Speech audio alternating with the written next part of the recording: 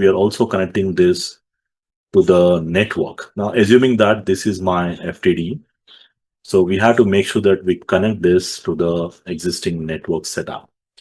So the first part, what we'll do, we'll try to simply start and see the booting process and make sure that it is ready. And after that, we'll try to get into the configuration. So we'll quickly start this.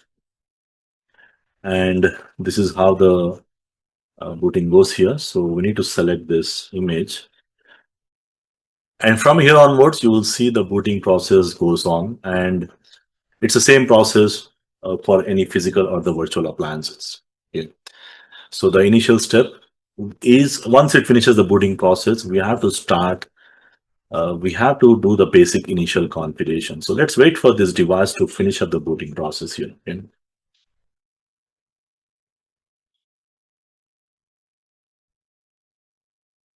So meantime, we can just quickly see the main objective here will be ensuring that we connect the FTD device, observe the booting process, and then get into the CLI, the initial CLI. Okay.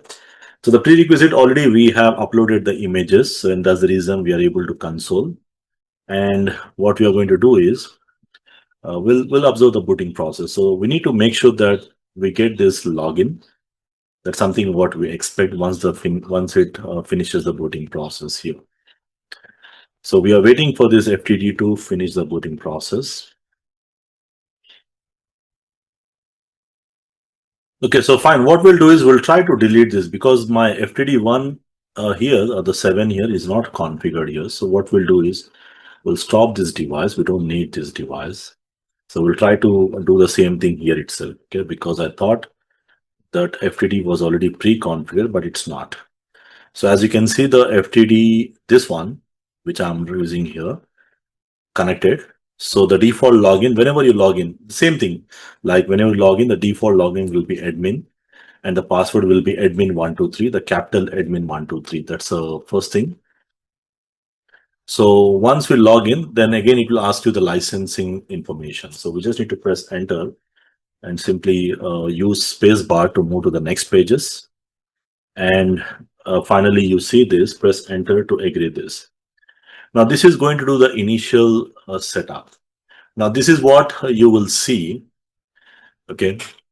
Now once we are able to see, now here we'll be doing the device setup, like what will be the IP address, what will be the password, all these things we'll try to set up here. So the first thing what we'll do is we'll log in with the default. Already we did that. The license agreement has been finished.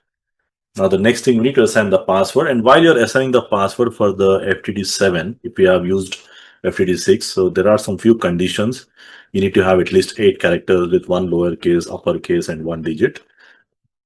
So the one which matches my all the conditions is I'll be using firepower @123, where F is my capital. So I'll be using that. Okay. So you have to enter the password 2 times. And once you enter the password, the next thing, same like it will ask you, do you want to do the initial configurations? We don't have. So we just simply say yes. And we don't want to do the IPv6 configuration. So we say no. And the IP address, I can also get the IP from the DHCP because if you see this network, which I'm using, it already connecting to my Wi-Fi router, which is providing the DHCP service as well. So I'm not going to use that. We'll stick to the manual IP, where I'll be using 192.168.15.subnet. So the subnet which I decided is 15.41 will be the IP address for the FTD. And the subnet mask is same. And the gateway is going to be 15.1, which is my wireless router. And the device name is going to be FTD1. And DNS servers, if we have, you can just mention, or you just leave it, or simply you can press enter. If you don't have anything, just press enter. Okay. So this is a similar kind of things. It will ask you on the FMC as well.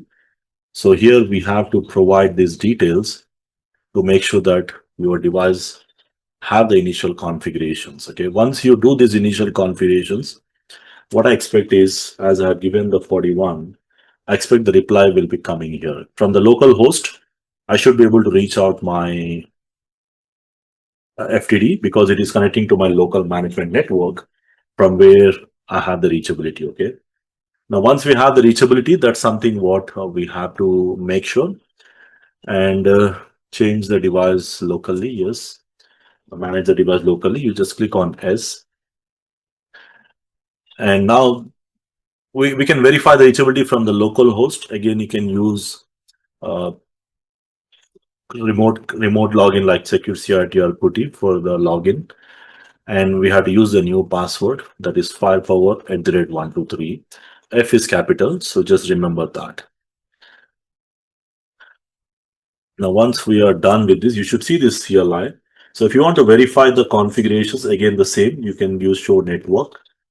Show network will show you the network configurations, what we did. If you want to make any changes later on. So the 15.41 is the IP address, and these all the verifications we can do.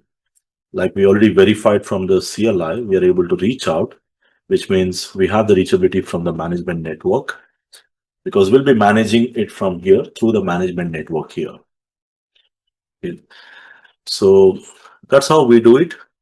There are a few quick things in case if you're not able to reach out, if there is any kind of reachability issues. Let's say if the ping is not working, you need to mainly check the firewall in between. Make sure that you have any firewall in between. That is one thing you can check, because we are checking from the local host.